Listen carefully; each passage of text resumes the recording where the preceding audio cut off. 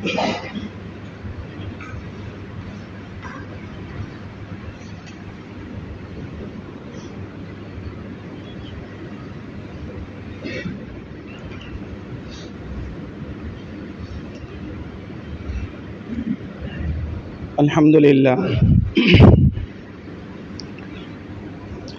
لله وكفى وسلام على عباده الذين اصطفى أما بعد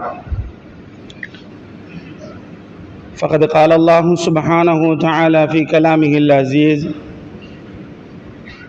بعد أعوذ بالله من الشيطان الرجيم بسم الله الرحمن الرحيم والعصر إن الإنسان لفي خسر إلا الذين آمنوا وعملوا الصالحات وتواصوا بالحق وتواصوا بالصبر صدق الله العلي العليم. وقال نبينا صلى الله عليه وسلم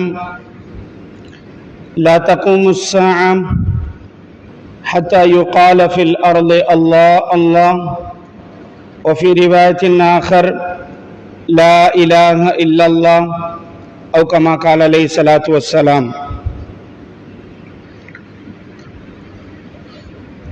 அளவற்ற அருளாளனும் நிகரற்ற அன்புடையவனுமாகி எல்லாம் வல்ல ஹக்கு சுப்ஹானஹு தஆலாவுக்கே புகழனைத்தும் ஸலாத் என்னும் கருணையும் ஸலாம் என்னும் ஈடேற்றமும் எங்கள் தலைவர் முஹம்மது முஸ்தபா ஸல்லல்லாஹு அலைஹி வஸல்லம் அன்னவர்கள் மீதும் அன்னவர்களின் அடிச்சுவடுகளை பின்பற்றி நடந்த உத்தம சஹாபாக்கள், தாபிஊன்கள், தபஉ தாபிஈன்கள், நாளை கியாமம் வரைக்கும் அன்னவர்களை பின்பற்றக்கூடிய முஸ்லிமான முஃமினான ஆண்கள் பெண்கள் அனைவர்கள் மீதும் உண்டாவதாக. புனிதமான ஜும்மாவுடைய கடமையை நிறைவேற்றுவதற்காக வேண்டி அல்லாஹுடைய இல்லமாம் பள்ளி வாயிலிலே இஅ்திகாஃபுடைய நியத்துடன் வீற்றிருக்கும் அன்பார்ந்த இஸ்லாமிய சகோதரர்களே, அல்லாஹ் சுப்ஹானஹு தஆலா நம்முடைய வாழ்க்கையில் எவைகளை எல்லாம் எடுத்து நடக்குமாறு ஏவிருக்கின்றானோ அந்த விடயங்களை முற்று முழுதாக நம்முடைய வாழ்க்கையில் எடுத்து நடந்து கொள்ளுமாறும், எவைகளை செய்ய வேண்டாம் என்று தடை செய்திருக்கிறானோ தடுத்திருக்கின்றானோ அந்த விடயங்களை நம்முடைய வாழ்க்கையை விட்டும் தவிர்ந்து கொள்ளுமாறு முதல் எனக்கும் அப்பால் உங்கள் அனைவர்களுக்கும் வசியத் என்னும் நற்கட்டளை பிறப்பித்துக் கொள்ளுகிறேன். அன்புக்குரிய இஸ்லாமிய சகோதரர்களே, அல்லாஹ் சுப்ஹானஹு தஆலா அவனுடைய புனிதமான தீனுல் இஸ்லாத்தை ஏற்றுக்கொண்ட முஸ்லிம்களாக அல்லாஹ் நம்மை படைச்சிருக்கிறான். முஸ்லிம்கள் பொறுமதியானவர்கள், கண்ணியமானவர்கள், உயர்வானவர்கள். ஆனால் முஸ்லிம்களாகிய நாம் நம்முடைய கண்ணியத்தை, கௌரவத்தை சரியான முறையில் விளங்கிக் கொள்ளாததனால் உலகத்தினுடைய வாழ்க்கையில் நாம் சந்திக்கக்கூடிய, நாம் எதிர்நோக்கக்கூடிய சில சவால்கள், பிரச்சனைகளுக்கு முன்னாடி தாக்கு பிடிக்க முடியாமல் நம்மிலே நிறைய சகோதரர்கள், சகோதரிகள் இந்த புனிதமான தீனுல் இஸ்லாத்தை விட்டுவிட்டு புரிதோர் மார்க்கத்தை சர்வசாதாரணமாக தெரிவு செய்யக்கூடிய, தன்னுடைய மார்க்கமாக எடுத்து நடக்கக்கூடிய ஒரு சூழலில், ஒரு சந்தர்ப்பத்தில் நாம் இந்த இடத்தில் விட்டிருக்கிறோம். அன்புக்குரிய இஸ்லாமிய சகோதரர்களே, பொதுவா எல்லாத்தையும் எடுத்து பார்த்தா அவைகளில் அதிகமாக சோசியல் மீடியாவாக இருந்தாலும் சரி, ஆர்டிக்கல்களாக இருந்தாலும் சரி, அநேகமாக வர்றது நிறைய பேர் இஸ்லாத்துக்குள் வந்தார்கள், இஸ்லாத்தை ஏற்றுக்கொண்டார்கள்,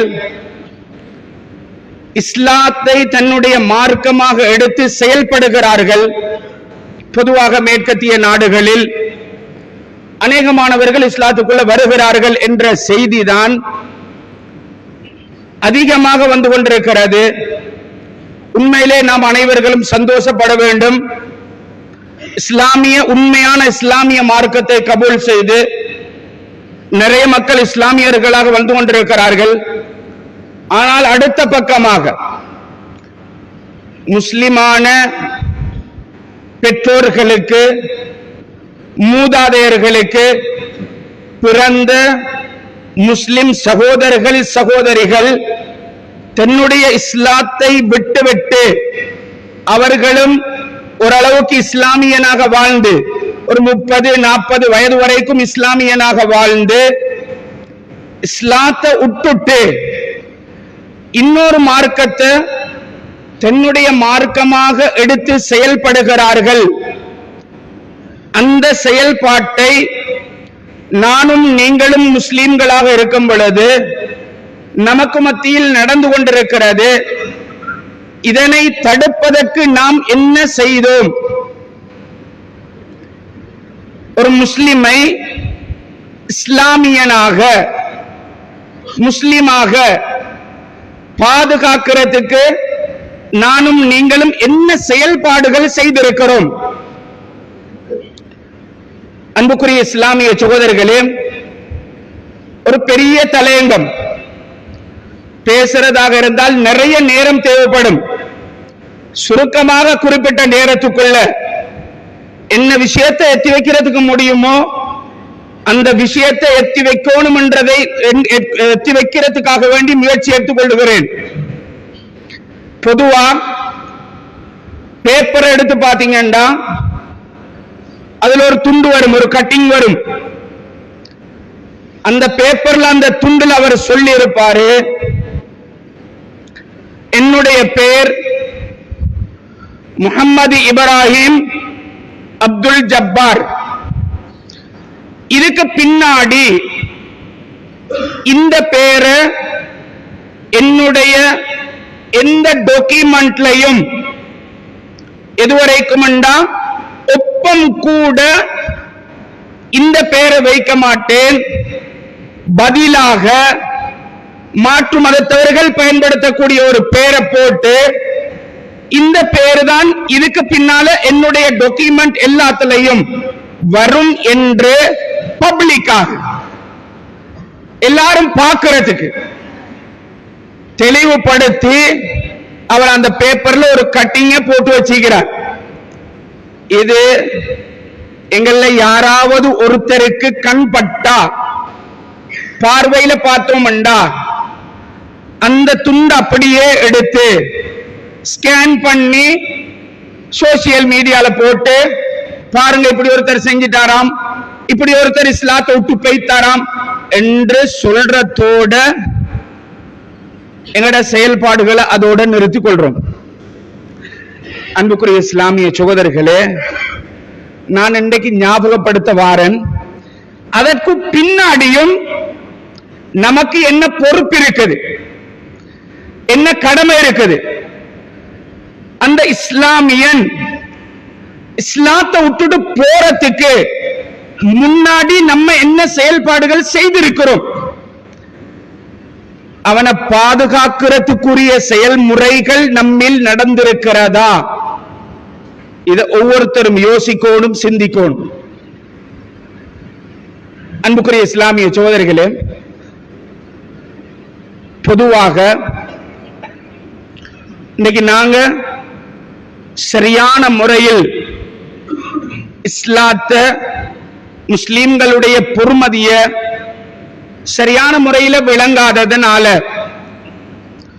நமக்கு ஏற்படக்கூடிய நிகழ்வுகள், ஏதாவது சங்கடங்கள் வரக்கூடிய நேரத்தில் நாமே நம்மளை இழிவாக நினைக்கிறோம், இழிவாக கருதுகிறோம். நான் ஒரு முஸ்லிமாக இருக்கிறேன், இதனாலதான் இந்த இடத்தில் நான் புறக்கணிக்கப்படுகிறேன் என்று நாம் நினைக்கிறோம். உதாரணத்துக்கு ஒரு அரச நிறுவனத்துக்கு பேசிக்கிறோம், ஏதோ ஒரு வேலை நிமித்தமா, அல்லது ஏதாவது ஒரு ஜொப் ஒண்ட வேலை ஒண்ட தெரிவு செய்யறதுக்காக வேண்டி இன்டர்வியூக்கு பேசிக்கிறோம். எங்கட கையில நாங்க எடுத்த சர்டிபிகேட்டுகள் எல்லாத்தையும் ஒரு ஃபைலாக செய்து அதை எடுத்துட்டு பேசிக்கிறோம். இன்டர்வியூக்கு முகம் கொடுத்தோம், எல்லா டாக்குமெண்டையும் கொடுத்தோம், எந்த குறையும் இல்லை, படிப்பு அமைப்புல அந்த ஜொப்புக்கு முழுக்க முழுக்க தகுதியானவர்கள். இன்னும் சொல்ல போனா 50 பேர் இன்டர்வியூக்கு வந்திருந்தா அதுல முதலாவதால நாம தான் நீக்கிறோம். ஃபைலையும் கொடுத்தாச்சு, கேட்கப்பட்ட கேள்விகளுக்கும் சரியா பதில் சொல்லியாச்சு. துரதிஷ்டவசமா மேலே இருக்கிற ஃபைல் அப்படியே கீழே போகும். கீழே உள்ளவருக்கு அந்த ஜாப் கிடைக்கும். எங்கட கையில ரிட்டர்ன் ஃபைல தரப்படும். அதை வெளியில எடுத்துக்கொண்டு வரும் பொழுது நம்முடைய மனோநிலைமை எவ்வாறு இருக்கும்? காணக்கூடியவர்களிடத்துல சொல்லுவோம், என்ற பேர் அந்த முஸ்லிம் பேராக ஃபைல்ல இருந்ததனால எனக்கு அது கிடைக்கல, இந்த ஜாப் கிடைக்கல, நான் புறக்கணிக்கப்பட்டிருக்கிறேன். நான் ஒரு முஸ்லிமாக இருக்கிறேன், அதனாலதான் கிடைக்கல. அன்புக்குரிய இஸ்லாமிய சகோதரர்களே, சில நேரம் நாம் வார்த்தைகளை பயன்படுத்துறோம், அது சில நேரம் நம்மளை கொண்டு போய் குஃப்ருலையும் சேர்க்குது. அல்லாஹ் பாதுகாக்கணும். அன்புக்குரிய இஸ்லாமிய சகோதரர்களே, அந்த ஜாப் கிடைச்சிதான் நாம சம்பாதிக்கணும், சாப்பிடணும், எல்லாருக்கும் சாப்பாடு கொடுக்கணும் என்ற தேவை கிடையாது. படைச்ச ரப்புக்கு தெரியும் ரிஸ்க் தருவதற்கு. ஆனால் நம்முடைய மனோநிலைமை மாறக்கூடாது. இதற்கு நாம் என்ன செய்யணும்? நாங்க முதலாவது எங்களுடைய பொறுமதியை வழங்கணும். ஒரு முஸ்லிம் எவ்வளவு பொறுமதியானவன், அவனுடைய வார்த்தைகள் எவ்வளவு பொறுமதி, எவ்வளவு பொறுமதியானவன் உலகத்தில். நாளை கியாமத்துடைய நாளையில மஹ்ஷருடைய மைதானத்தில் நன்மை தீமைகள் எல்லாம் முடிஞ்சதுக்கு பின்னால சில மக்கள் நரகவாதிகள், சில மக்கள் சுவர்க்கவாதிகள், நரகத்துக்கு சென்றிருக்கக்கூடிய முஸ்லிம்களை பார்த்து நிரந்தரமாக நரகத்தில் இருக்கக்கூடிய காபிர்கள் சொல்லுவார்கள், உலகத்தில் நீங்க தானே சொல்லிக் கொண்டிருந்தீங்க கலிமாவை சொன்னா சுவர்க்கத்துக்கு போகலும் என்று நரகத்துக்கு வந்திருக்கிறீங்களே. அன்புக்குரிய இஸ்லாமிய சகோதரர்களே, நாள் சென்றதன் பின்னால் அல்லாஹ் தஆலா அந்த மக்களை எடுத்து சுவர்க்கத்துக்கு அனுப்புவான். அவருக்கு நிர்ணயம் செய்யப்பட்ட தண்டனைகள் முடிந்ததன் பின்னால் அந்த நேரத்தில் நிரந்தரமாக இருக்கக்கூடிய காபீர்கள் சொல்லுவார்கள், நாங்களும் வெறுமனே கலிமாவை சொல்லி இருந்தா இன்றைக்கு சுவர்க்கத்துக்கு போக இருந்துச்சு. அப்ப கலிமாவினுடைய பொறுமதி விளங்கும். அப்ப விளங்கி ஒரு பிரயோசனமும் இல்லை. அன்புக்குரிய இஸ்லாமிய சகோதரர்களே, ஹஜரத் ரசூல் ஸல்லல்லாஹு அலைஹி வஸல்லம் அவர்கள் தன்னுடைய சஹாபாக்களோட இருக்கிறாங்க. ஒரு ஜனாசா பக்கத்தால கொண்டு போகப்படுகிறது. கூடியிருந்த சஹாபாக்கள் நபி அவர்களிடத்துல சொல்றாங்க, யா ரசூலல்லாஹ், இது ஒரு நல்ல மனிதனுடைய ஜனாசா, புகழ்ந்து சொல்றாங்க ஜனாசா. நபி அவர்கள் சொன்னார்கள், வஜபத் வஜபத் வஜபத் என்று 3 விருத்தம் சொன்னாங்க. கொஞ்ச நேரத்துக்கு பின்னாடி இன்னொரு ஜனாசா கொண்டு போகப்படுகிறது. அந்த ஜனாசாவை பற்றி கூடியிருந்த மக்கள் கெடுதி சொல்றாங்க, கெட்டது சொல்றாங்க, கெட்ட மனிதனுடைய ஜனாசான்னு சொல்றாங்க. அருமைநாயகம் ஸல்லல்லாஹு அலைஹி வஸல்லம் சொன்னார்கள், வஜபத் வஜபத் வஜபத் என்று 3 விருத்தம் சொன்னாங்க. கொஞ்ச நேரத்துக்கு பின்னாடி அந்த மஜ்மாவுல இருந்தவங்கள்ல ஒருத்தர் தான் ஹஜரத் உமர் ரலியல்லாஹு தஆலா அன்ஹு அவர்கள் நபி அவர்களிடத்துல சொல்றாங்க, யா ரசூலல்லாஹ், என்னுடைய தாயும் தந்தையும் தங்களுக்கு அர்ப்பணமாவதாக. முதலாவது ஒரு ஜனாசாவை புகழ்ந்து சொன்னோம், அப்ப வஜபத் என்று சொன்னீங்க. இரண்டாவது ஜனாசாவை இகழ்ந்து சொன்னோம், அதுக்கும் வஜபத்துன்னு சொன்னீங்க. ஒரே வார்த்தை, என்ன அர்த்தம் யா ரசூலல்லாஹ்? அருமைநாயகம் ஸல்லல்லாஹு அலைஹி வஸல்லம் சொன்னார்கள், முதலாவது ஜனாசாவை நீங்க புகழ்ந்து சொன்னீங்க, அவர் சுவர்க்கத்தின் பால் போகக்கூடிய ஜனாசான்னு சொன்னீங்க. நான் சொன்னேன் வஜபத் என்று. அர்த்தம் என்ன தெரியுமா? வஜபத் லஹுல் ஜன்னா. நீங்க சொன்ன மாதிரியே அல்லாஹ் அந்த ஜனாசாக்கு சுவர்க்கத்தை கட்டாயமாக்கிட்டான். இரண்டாவது ஜனாசாவை இகழ்ந்து சொன்னீர்கள், நரகத்தின் பால் செல்லக்கூடிய ஜனாசா என்று சொன்னீர்கள். நான் சொன்னேன் வஜபத். அர்த்தம் என்ன தெரியுமா? வஜபத் லஹுன் நார். நீங்க சொன்ன மாதிரி அல்லாஹ் அந்த ஜனாசாக்கு நரகத்தை கட்டாயமாக்கிட்டான். சொல்லி போட்டு அருமை நாயகம் ஸல்லல்லாஹு அலைஹி வஸல்லம் சொன்னார்கள், அன்தும் ஷுஹதாஉல்லாஹி ஃபில் அர்ல், அன்தும் ஷுஹதாஉல்லாஹி ஃபில் அர்ல். மூன்று விடத்தம் சொன்னார்கள், நீங்கள் உலகத்தில அல்லாஹ்வுடைய சாட்சியாளர்கள். நீங்க சொல்ற மாதிரி அல்லாஹ் ஒருத்தருக்கு சுவர்க்கத்தையும் இன்னொருத்தருக்கு நரகத்தையும் கொடுக்கிறதுக்கு போதுமானவன் என்ற கருத்தை நபியுல்லாஹி ஸல்லல்லாஹு அலைஹி வஸல்லம் சொன்னாங்க. அன்புக்குரிய இஸ்லாமிய சகோதரர்களே, எங்கட வார்த்தைகள் எவ்வளவு பொறுமதியானது. இந்த பொறுமதியான வார்த்தையை என்னத்துக்கு பயன்படுத்துறோம்? ஒருத்தனுக்கு ஏசுறதுக்கு, ஒருத்தனை பார்த்து குறை கதைக்கிறது, ஒருத்தனுக்கு பதுவா செய்யறது, எவனையாவது ரெண்டு பேரை மாட்டி விட்டுறது, பிரச்சனையை உருவாக்குறது. இது மாதிரி பொறுமதியான வார்த்தைகள் என்னென்னத்துக்கு பயன்படுத்தப்படுகிறது? நபி சொன்ன வார்த்தை அன்தும் ஷுஹதாஉல்லாஹி ஃபில் அர்ல். உலகத்தில அல்லாஹ்வுடைய சாட்சியாளர்கள். இதனாலதான் முந்தி நம்முடைய கிராம பகுதிகள்ல அப்ப இருந்த இமாம்கள் ஒரு ஜனாசா ஒன்று தொழுவிக்கிறதுக்கு பள்ளி கொண்டு வச்சா, அப்ப இருந்த இமாம்கள் அல்லாஹ் அந்த இமாம்களுக்கு ரஹ்மத் செய்யட்டும், கூடியிருக்கிறார்கள் ஆக்களை பார்த்து கேட்பாங்க, தொலை வந்திருக்கக்கூடியவங்களை பார்த்து, நீங்க இந்த ஜனாசாவை பத்தி உங்களோட அபிப்பிராயம் என்ன, உங்களோட கருத்து என்ன? சில நேரம் கூடியிருக்கிற மக்களுக்கு தப்பான கருத்து இருந்தாலும் எல்லாரும் ஒரே தொனியில சொல்லுவார்கள், நாங்க இந்த ஜனாசாவை பத்தி நலவு சொல்றோம், நல்லது சொல்றோம். அன்புக்குரிய இஸ்லாமிய சகோதரர்களே, சில நேரம் அந்த மக்களுடைய வார்த்தை அல்லாஹ் கபூல் செய்து அந்த ஜனாசாக்கு சுவர்க்கத்தை கொடுக்கிறதுக்கும் போதுமானது. காலப்போக்குல அது இல்ல இது இல்ல, அது வரக்கூடா இது வரக்கூடாது நிறைய விஷயம் நம்முடைய வாழ்க்கையிலிருந்து இல்லாம போயிடுச்சு, நிறைய இல்லாம போயிடுச்சு. அன்புக்குரிய இஸ்லாமிய சகோதரர்களே, ஒரு கலிமா சொல்லி இருக்கக்கூடிய மனிதனுடைய பொறுமதி எவ்வளவு. நீண்ட சம்பவம் சுருக்கமா சொல்றேன். ஹஜ்ரத் ரசூல் ஸல்லல்லாஹு அலைஹி வஸல்லம் காலத்துல ஒரு படையொன்றை தயார் செய்து ஜுஹைனா கோத்திரத்தை சேர்ந்த மக்களோட யுத்தம் செய்ய அனுப்பி வைக்கிறான்.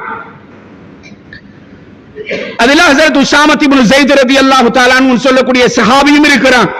நபியுடைய வளர்ப்பு மகன் ஸைத் ரலியல்லாஹு தஆலா அன்ஹு அவர்களுடைய மகன் தான் உஸாமா ரலியல்லாஹு தஆலா. நிறைய சிறப்புகள் இருக்கு. இவங்களும் அந்த படையில இருக்கிறாங்க. ஜுஹைனா கோத்திரத்தை சேர்ந்த மக்களோட பேசி யுத்தம் நடக்குது. ஹஜ்ரத் உஸாமா இப்னு ஸைத் ரலியல்லாஹு தஆலாவுடைய வாள் மேலோங்குது. ஜுஹைனா கோத்திரத்தை சேர்ந்த ஒரு மனிதனுடைய கழுத்தை வெட்ட போறான். இந்த நேரம் அந்த மனிதர் லா இலாஹ இல்லல்லாஹ் என்று சொல்றார். ஆனா அதை பொருட்படுத்தாம ஹஜ்ரத் உஸாமா இப்னு ஸைத் ரலியல்லாஹு தஆலா அன்ஹு அவர்கள் அந்த மனிதனுடைய கழுத்தை வெட்டுறாங்க. படை திரும்பி வந்தது. நபி அவர்கள்ட்ட ஒரு வளமை இருந்துச்சு, ஒரு படை அனுப்பினா திரும்பி வந்ததும் நடந்த நிகழ்வுகளை கேட்டு தெரிஞ்சு கொள்ளுவான். நபி அவர்களுக்கு இந்த தகவல் எத்தி வைக்கப்படுகிறது. இன்னொரு ரிவாயத்தில் வருகிறது, ஹஜ்ரத் உஸாமா இப்னு ஸைத் ரலியல்லாஹு தஆலா அவர்களே நபி அவர்களிடத்துல சொல்றாங்க, யா ரசூலல்லாஹ், எனக்கு இப்படி ஒரு நிகழ்வு நடந்துச்சு. நபி உஸாமா ரலியல்லாஹு தஆலா அவங்களை கூப்பிட்டு வச்சு கேட்டாங்க, நீங்க லா இலாஹ இல்லல்லாஹ் என்று சொன்ன ஒரு மனிதனை கொலை செஞ்சீங்களா? நபி கேட்ட கேள்வி, லா இலாஹ இல்லல்லாஹ் என்று சொன்ன ஒரு மனிதனை கொலை செஞ்சீங்களா? ஹஜ்ரத் உஸாமா இப்னு ஸைத் ரலியல்லாஹு அன்ஹு சொல்றாங்க, யா ரசூலல்லாஹ், அந்த மனிதர் என்னுடைய வாளை பயந்துதான் கலிமா சொன்னார், அதனாலதான் நான் அதை பொருட்படுத்தாம அவருடைய கழுத்தை வெட்டிட்டேன். ஹஜ்ரத் ரசூல் ஸல்லல்லாஹு அலைஹி வஸல்லம் அவர்கள் கடுமையாகி உஸாமா ரலியல்லாஹு தஆலா அன்ஹு அவர்களிடத்துல கேட்கிறாங்க, நீங்க அவருடைய உள்ளத்தை பொளந்து பாத்தீங்களா? அவர் உங்களோட வாழ பயந்துதான் களிமா சொன்னார் என்று அவருடைய உள்ளத்தை பொளந்து பாத்தீங்களா?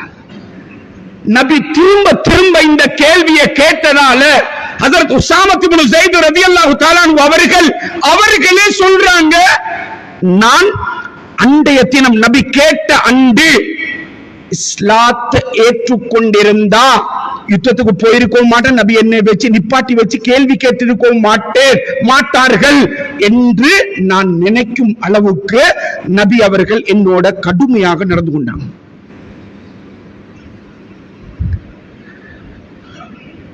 அன்புக்குரிய இஸ்லாமிய சோதர்களே, கொஞ்சம் யோசிச்சு பாருங்க. கடுமையான யுத்தம், இவர் கொஞ்சம் மிஸ் ஆகினா இவருடைய கழுத்து போய் தரும். இந்த நேரத்தில் களிமா சொன்னா நானா இருந்தாலும் சரி, நம்மள யாராவது இருந்தாலும் சரி, என்ன முடிவெடுப்போம்? ஆனால் அருமை நாயகம் ஸல்லல்லாஹு அலைஹி வஸல்லம் அவர்கள் இந்த சம்பவத்தின் மூலமாக நமக்கு சொல்ல வார விஷயம் என்னன்னா, ஒரு மனிதன் லா இலாஹ இல்லல்லாஹ் என்று சொல்லி இஸ்லாத்துக்குள்ள வந்தா அவனுக்குரிய கௌரவத்தை, கண்ணியத்தை, அந்தஸ்தை கொடுங்க. நாங்க பேரொண்டை வச்சிருக்கோமே மௌலா இஸ்லாம், அவன் இதுக்கு வந்தாலோ தெரியா, அதுக்கு வந்தாலோ தெரியா, அதை ஆராய்ச்சி செய்யறோம். இஸ்லாத்துக்கு வந்த அரவணைங்க, அவங்களை சேர்த்து வைங்க, எங்களோட சேர்த்து கொள்ளுங்க.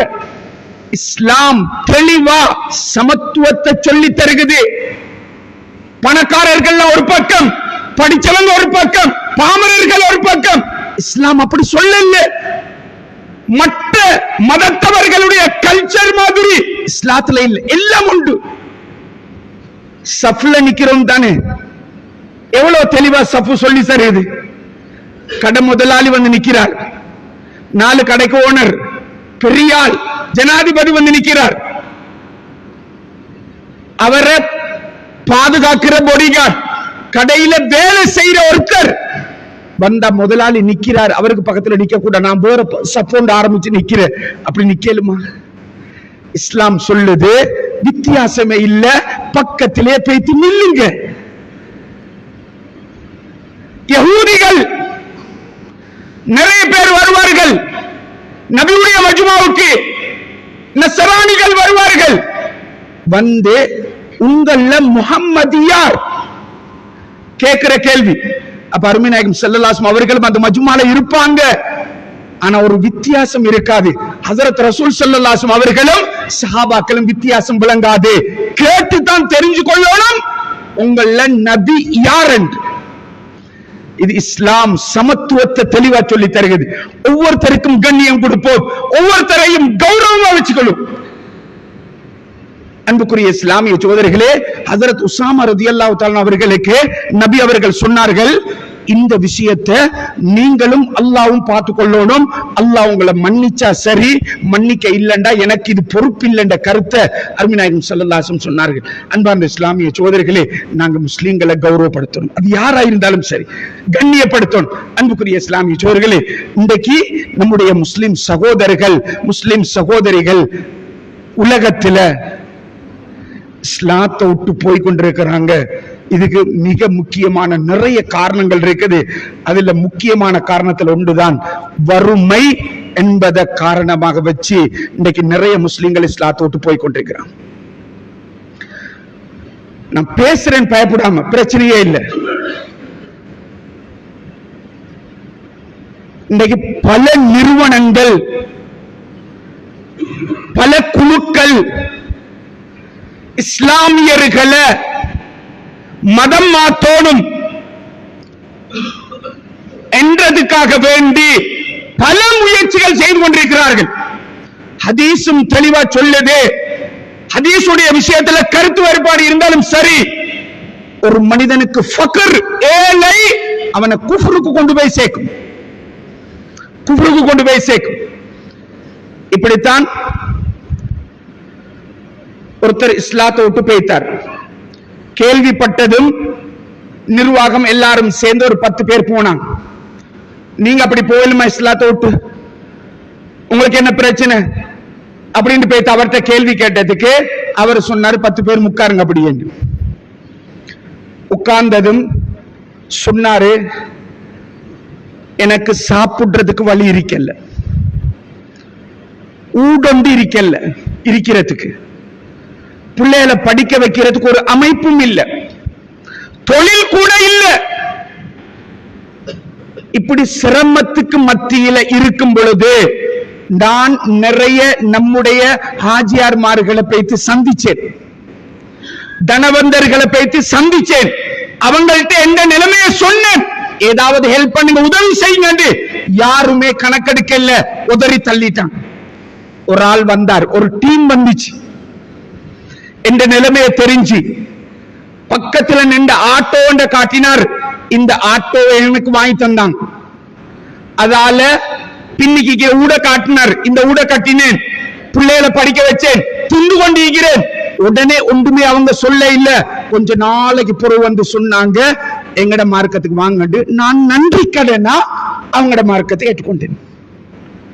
அன்புக்குரிய இஸ்லாமிய சோதர்களே, நன்றி கடனாக ஏற்றுக்கொள்றதாக இருந்தா அல்லாஹ் எங்களுக்கு எவ்வளவு நியாமத்தை செஞ்சிருக்கிறான், எவ்வளவு நன்றி கடன் செய்யணும். அழகா பேசுறோம், அழகா கதைக்கிறோம், அழகா நடக்கிறோம். இதுக்கு நன்றி கடன் எப்ப செஞ்சோம்? 5 நேரம் தொழுகிறோமா? நன்றி கடனா?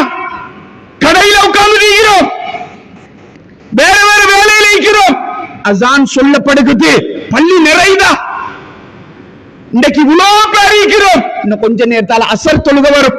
எத்தனை பேர் வாரும்? எத்தனை பேர் வாரும்? அப்ப நன்றி கடன் என்றால் அல்லாஹ்வுக்கு தான் செய்யும், அல்லாஹ்வுக்கு தான் செய்யும். இதனுடைய பொறுமதி,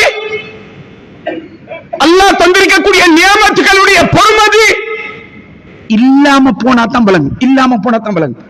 ஒரு உதாரணத்துக்கு சொல்றேன்.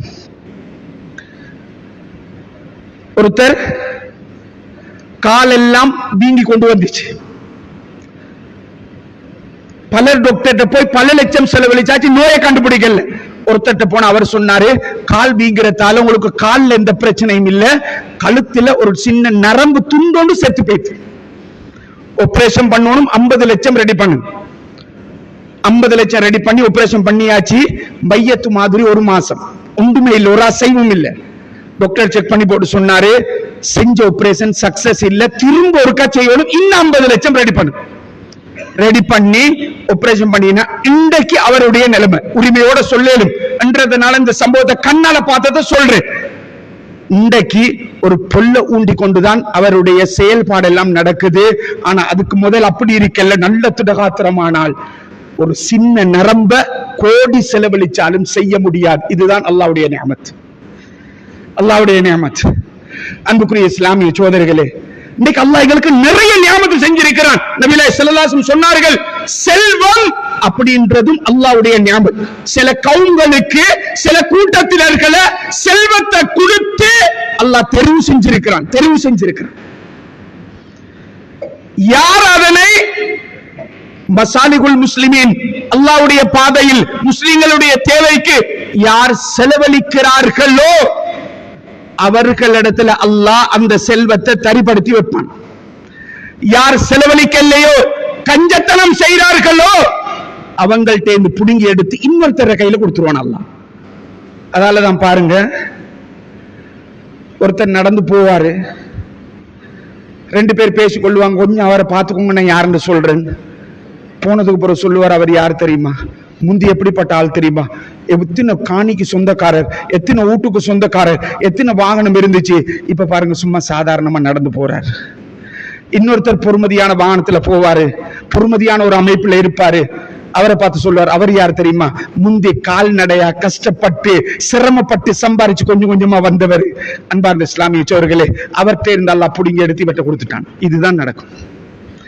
அல்லாஹ்வுடைய பாதையில செலவழிச்சோம் என்றால், அல்லாஹ்வுடைய பாதையில கொடுத்தோம் என்றால், முஸ்லிம்களுடைய தேவைகளை நிறைவேற்றினோம் என்றால் அல்லாஹ் நிச்சயம் சத்தியமாக அது அப்படியே வைப்பான், இல்லாட்டி இன்னொருத்தர கையில கொடுத்துருவான். அன்புக்குரிய இஸ்லாமிய சோர்களே, இன்னைக்கு முஸ்லிம்கள் இஸ்லாத்தை விட்டுட்டு போறது மிக முக்கியமான காரணம் வறுமை. இந்த மக்களுக்கு நாங்க என்ன செஞ்சோம்? இன்னும் நிறைய காரணங்கள் இருக்குது.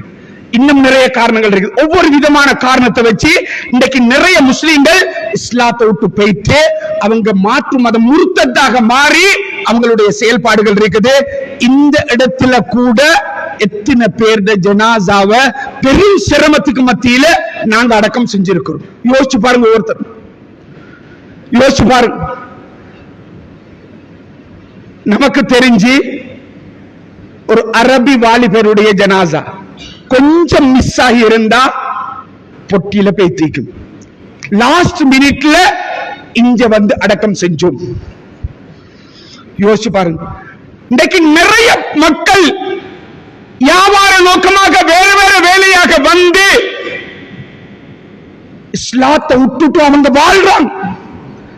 அவங்களை இஸ்லாத்துக்குள்ள எடுக்கிறதுக்கு, இஸ்லாமியராக மாற்றுறதுக்கு என்னுடைய செல்வம், என்னுடைய அறிவு, என்னுடைய ஆற்றல் எவ்வளவுக்கு பயன்பட்டு இருக்குது. அன்புக்குரிய இஸ்லாமிய சோதர்களே, நமக்கு பக்கத்தில்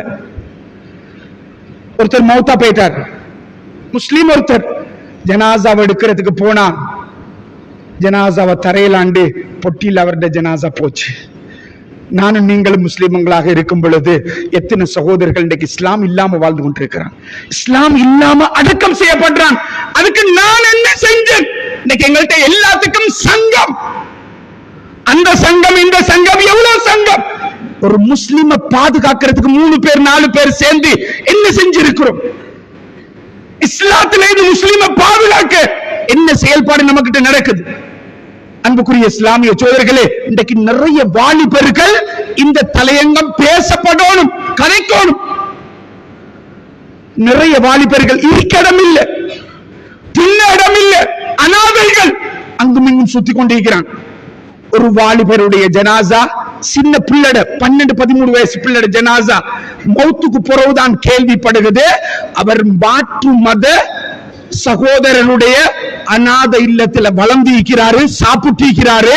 அங்க இருந்து மௌத்தா போற மையத்தை எடுக்க மட்டும்தான் நாங்க போறோம். நானும் நீங்களும் அல்லாஹ் எங்களுக்கு செல்வத்தை தந்து இருக்கும் பொழுது அந்த பிள்ளை ஒரு வேளை சாப்பாடு கொடுக்கறதுக்கு இயலாம நாங்க இருக்கிறோமே. அல்லாஹ் இடத்துல என்ன பதில் சொல்றது? நாம் இன்னொரு இடத்துக்கு போயிட்டு சாப்பிடக்கூடிய நிலைமை மாறிட்டு. அன்புக்குரிய இஸ்லாமிய மையத்தை மட்டும்தான் எடுக்க போறோம். உயிரோடு இருக்கும் பொழுது ஒரு சாப்பாடு கொடுத்தோமா? எத்தனை சிறுவர்கள் இதனால இஸ்லாத்தை விட்டு கூட போயிருக்கிறாங்க. மாற்று மத தலைவர்களாக மாறுவதற்கு கூட நம்முடைய பிள்ளைகள் பேத்திக்குது. நான் நீங்கள் என்ன செய்யறோம்? அன்புக்குரிய இஸ்லாமிய சோதரிகளே, எங்கட முஸ்லீம்களை பாதுகாக்கணும், இஸ்லாமியர்களை பாதுகாக்கணும் என்றா நாங்க செய்ய வேண்டிய மிக முக்கியம் என்னண்டா இஸ்லாத்தை சொல்லி கொடுக்கணும், இஸ்லாத்தை விளங்கப்படுத்தணும். இன்றைக்கு நாங்க சின்ன பிள்ளைக்கும் அவனை கூட்டி உட்கார வச்சுட்டு மொண்டசரிக்கு போறவன நீ இப்படி படிச்சா இப்படி வருவாய், இப்படி படிச்சா இப்படி வருவாய் சொல்லி கொடுங்க. வானாண்டு சொல்லல, ஆனா இஸ்லாத்தை சொல்லி கொடுங்க, இஸ்லாத்தை சொல்லி கொடுங்க, குர்ஆனை சொல்லி கொடுங்க. பெருத்தா அவனுக்கு வரக்கூடிய சவால்களை முறியடிச்சு இஸ்லாத்துல உறுதியா இருப்பான், இஸ்லாமியனாக வாழ்வான், இஸ்லாமியனாக மரணிப்பான். அன்புக்குரிய இஸ்லாமிய சோதர்களே, அல்லாஹ் தந்திருக்கக்கூடிய நியமத்துக்களை பயன்படுத்தி முஸ்லிம்களை இஸ்லாமியர்களாக பாதுகாக்கிறது நமக்கு மிகப்பெரிய பொறுப்பு இருக்குது. வரக்கூடிய நாட்கள் ரமலானுடைய காலம். நாங்க இப்பவே தயாரிக்கணும், இப்பவே தயாரிக்கணும், அதுக்குரிய தயாரிப்புகளை செய்யணும். ரமலானுடைய காலத்தில் அமல் இபாதத்துக்களை கழிக்கிறதுக்கு வருடத்தில் ஒருக்க வாரது, இப்பவே தயாரிப்புகளை செய்யணும். அதற்குரிய ஏற்பாடுகளை செஞ்சு முதலாவது தௌபா இஸ்திக்ஃபார்கள் செய்து அமலுடைய சூழலை உருவாக்குறதுக்கு நாங்க எங்களை மாற்றிக்கொள்ளணும், எங்களோட குடும்பத்தை மாற்றணும், பிள்ளை குட்டிகளை உருவாக்கணும்.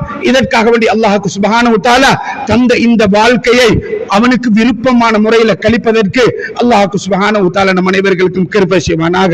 யா அல்லாஹ், எங்களுடைய பாவத்தை மன்னித்தருள்வாயாக, நாங்கள் தெரிந்தும் தெரியாமலும் செய்த பாவத்தை மன்னித்தருள்வாயாக, உன்னால பொருந்திக் கொள்ளப்பட்ட நல்லடியார்களுடைய கூட்டத்திலே சேர்த்தருள்வாயாக, முழு உலகத்திலும் இருக்கக்கூடிய முஸ்லிம்களுடைய பாவத்தை மன்னித்தருள்வாயாக, முஸ்லிம்களை நிம்மதியாக சந்தோஷமாக வாழ வச்சிடுவாயாக. எங்களுடைய கடைசி நேரம் கலிமா லா இலாஹ இல்லல்லாஹ்வோட மௌத்தாகுவதற்கு தௌஃபீக் செய்வாயாக. கடைசி நேரம் லா இலாஹ இல்லல்லாஹ் என்ற கலிமாவோடு மௌத்தாகுவதற்கு தௌஃபீக் செய்வாயாக. வ ஆகிர் தவானா அல்ஹம்துலில்லாஹி ரப்பில் ஆலமீன்.